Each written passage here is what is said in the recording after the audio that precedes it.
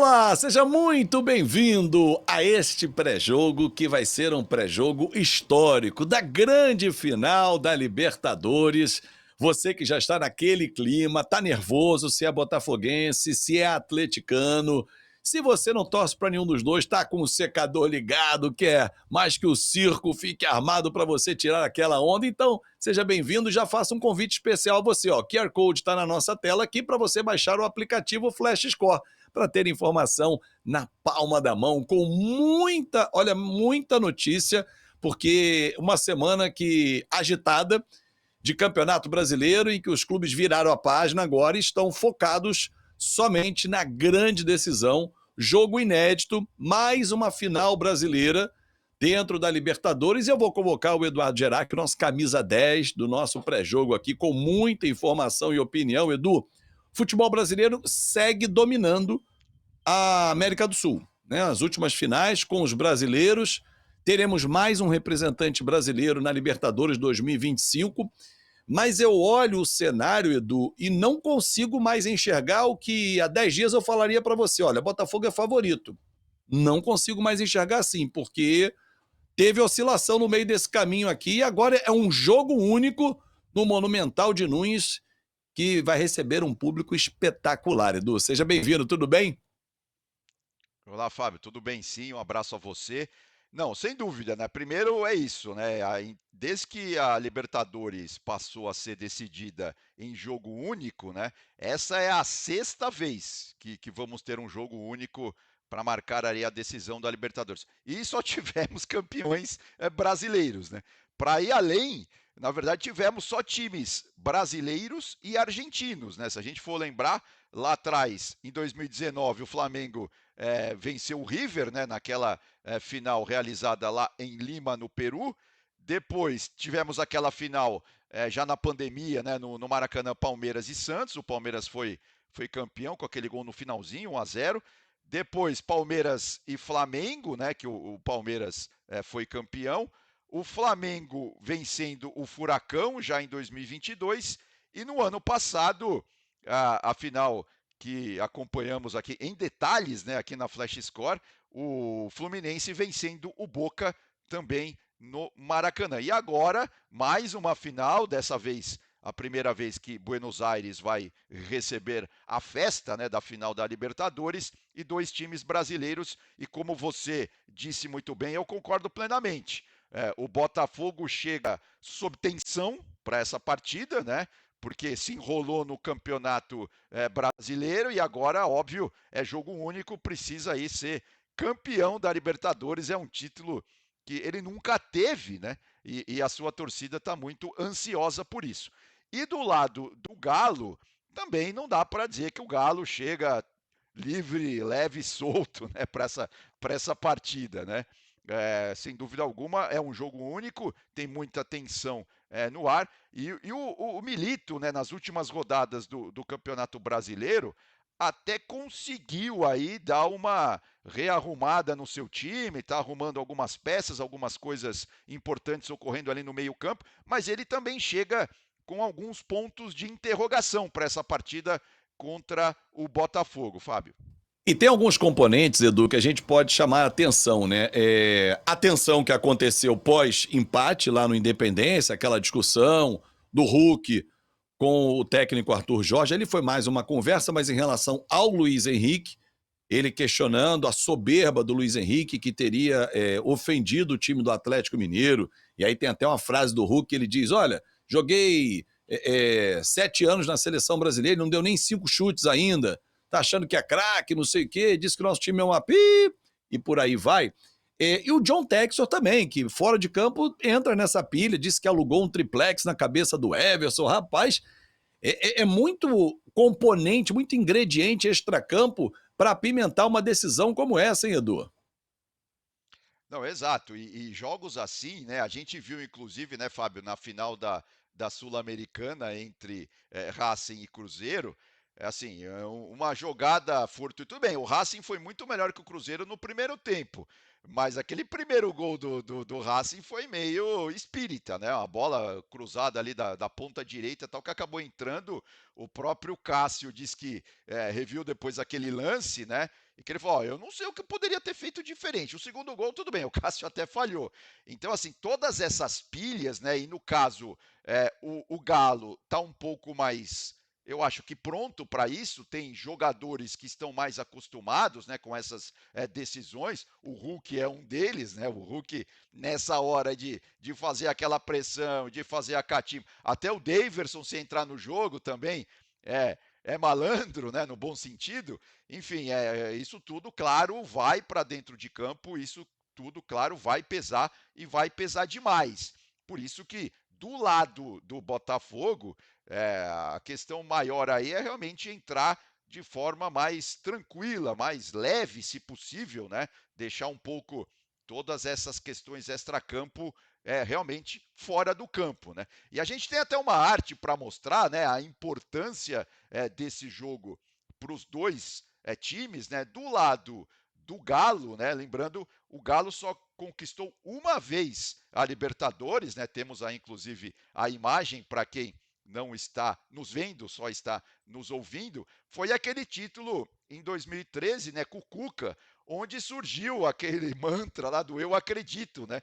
Porque o Galo teve duas viradas históricas, pelo menos, naquela fase final da Libertadores, né? Na semifinal precisou reverter o resultado para cima do New Old Boys da Argentina, perdeu o primeiro jogo por 2-0, depois reverteu e passou nos pênaltis, e na final contra o Olímpia aconteceu a mesma coisa, né? O primeiro jogo foi lá no Paraguai, né? O Olímpia venceu por 2-0 e depois jogando em casa, né, jogando em Minas, o Galo reverteu aquele placar, fez 2-0 e aí na disputa de pênaltis, o Galo fez 4-3, né? Todos os jogadores que cobraram pênaltis naquele dia fizeram os seus gols, né? Do lado do Galo foi o Leonardo Silva, o Jô, o Guilherme e o Alexandro. Então, em termos de títulos, é isso, né? O Galo vai buscar a sua segunda taça, né?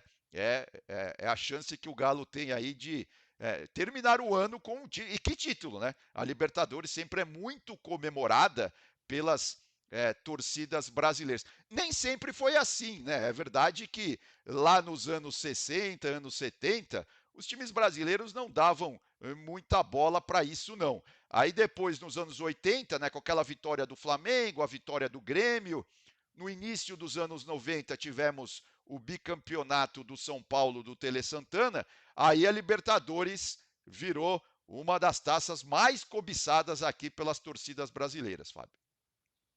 E nessa imagem aí, para quem acompanhou a imagem, né? Para quem não acompanhou, eu vou descrever. Tava ali o Vitor, por exemplo, que hoje é dirigente do Galo. Você citou o Leonardo Silva, que fez o gol de pênalti, hoje também dirigente lá no Galo. E o Vitor teve uma participação especialíssima, né?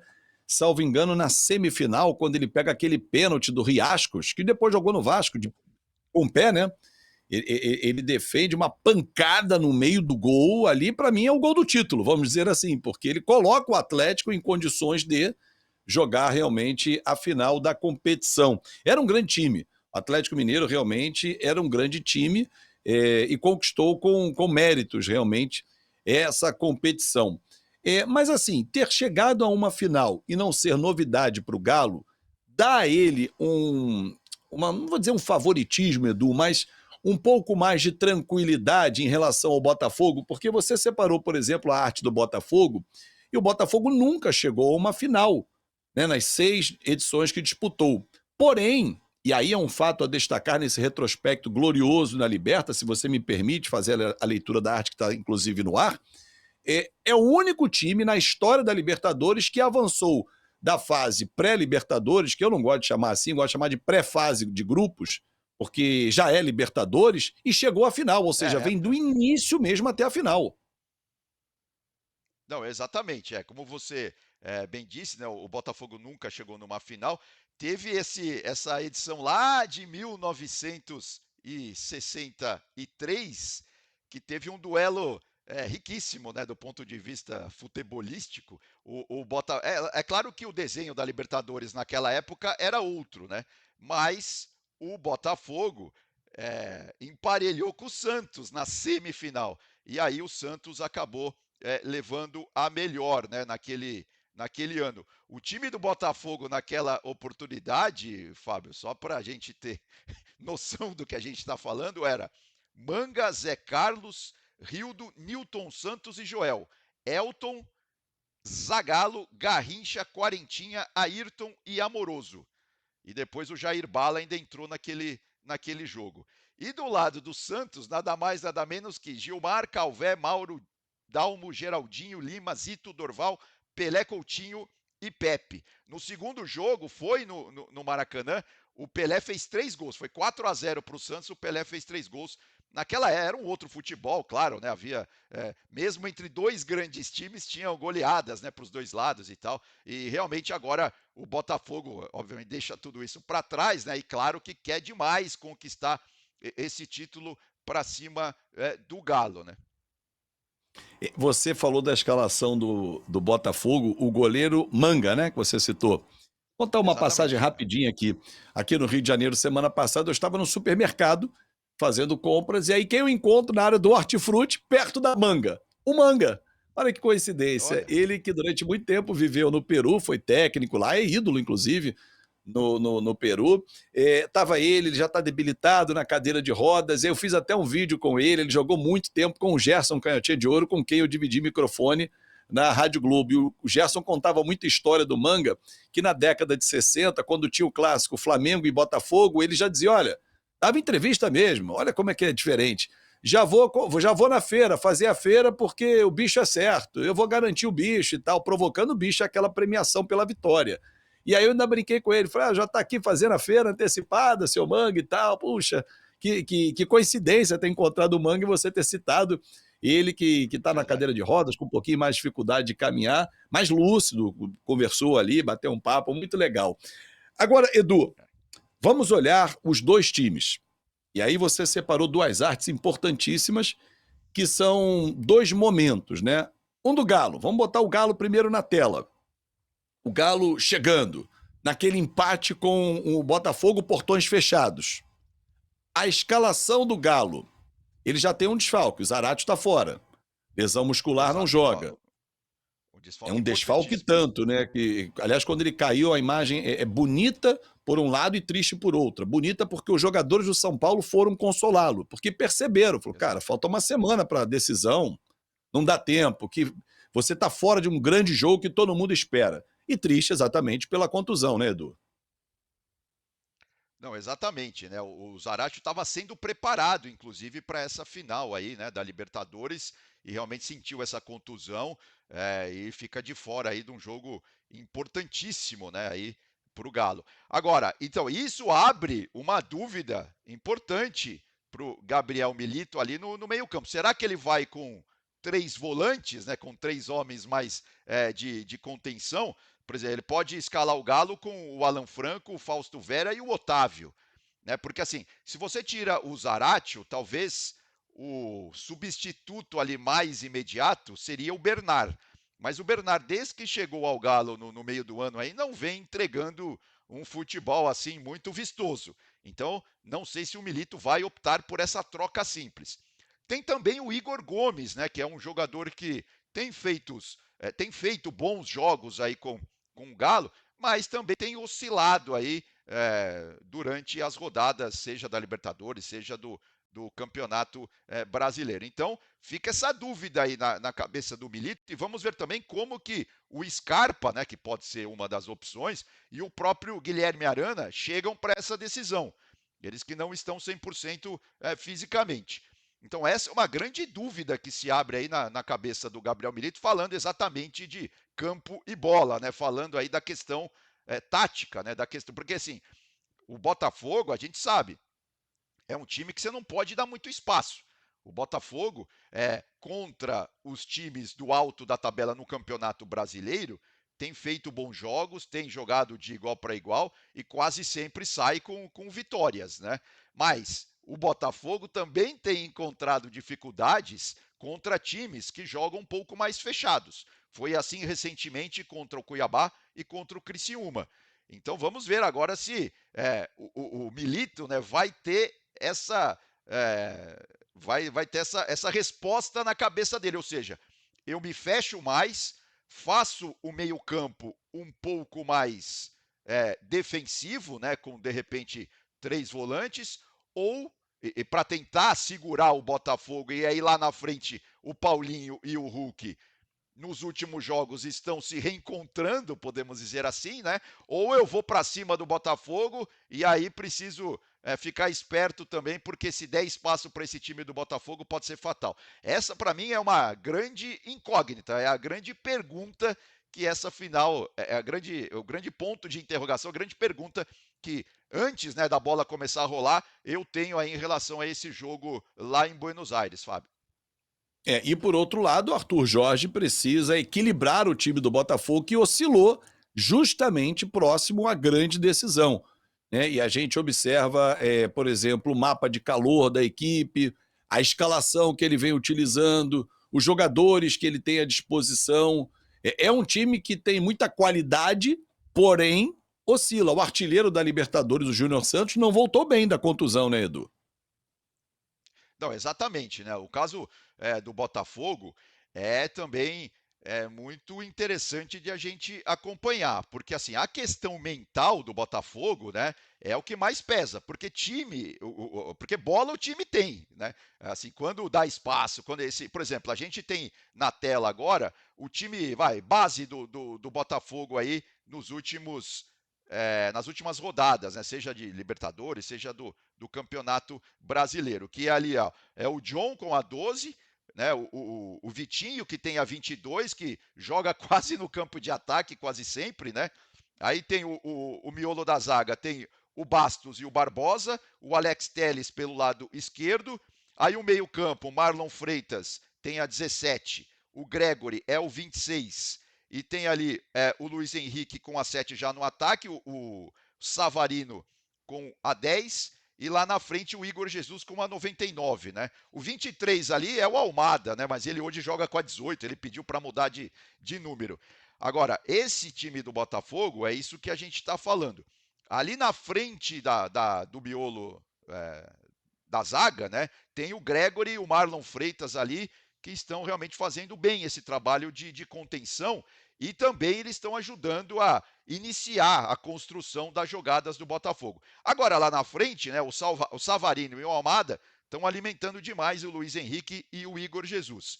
Agora, tem uma outra coisa também que essa final entre Botafogo e Galo chama atenção, Fábio, é a questão do investimento, né? O investimento recente do Botafogo, com a SAF, com o Textor, realmente foi muito grande. Desse time que a gente colocou na tela, apenas 4 jogaram lá a fase inicial. O Botafogo começou a Libertadores naquele duelo pré-fase de grupos contra o Bragantino, né? Ou seja, só o Barbosa, o Marlon Freitas, o Savarino e o Gregory estavam naquele jogo. É claro que já tinham outros jogadores no elenco que não estavam por uma opção ali daquele momento. Mas assim, o Botafogo foi se construindo, foi se consolidando, né, ao longo do ano. Você vê, o Vitinho chegou no meio do ano, o Alex Telles chegou no meio do ano, o Almada e o Igor Jesus também, né? O Botafogo, só nessa última temporada, investiu nada mais, nada menos que 465 milhões de reais. Ou seja, é um time que precisa dar resultado, e isso também pesa, viu, na hora de uma decisão em jogo único como essa aí contra o Galo, né? Lembrando que se a gente for comparar aí com investimentos do Galo nessa temporada, né? Estamos fazendo esse recorte. O Galo ele investiu 14% do que o Botafogo investiu, na casa ali dos 65 milhões, né? Desse time que deve estar em campo na final da Libertadores, tem o Lianco, o Fausto Vera e o Bernard, que eu não sei nem se joga. São os 3 reforços do Galo que vieram mais recentemente. Com certeza teremos um grande jogo e você vai acompanhar aqui na Flash Score direto do Monumental de Nunes. Edu, já tô assim, ó, esfregando as mãos para acompanhar essa decisão em que mais um brasileiro vai levar a Libertadores. Foi bom demais bater esse papo neste programa especial antes da grande decisão lá na Argentina. Um forte abraço para você, Edu, e até a próxima, hein? Abraço, Fábio. Até a próxima. Tudo de bom aí. E bom demais ter você também aqui acompanhando o nosso pré-jogo. Não esquece, o QR Code está aqui na sua tela para você escanear e já baixar o nosso aplicativo. Está aí na sua tela, isso, ó. Escaneia, baixa o aplicativo, tem informação na palma da sua mão, aquela estatística em tempo real durante o jogo. Se você estiver acompanhando outra partida, outro campeonato, a classificação online, o sobe e desce do seu clube de coração, tudo você acompanha e, claro, as notícias do futebol pelo Brasil e pelo mundo. Ponto final nessa nossa edição especial da final da Libertadores. Espero que você tenha curtido, já comentado, compartilhado e, claro, deixou aquela sua inscrição no nosso canal. Um grande abraço e até a próxima.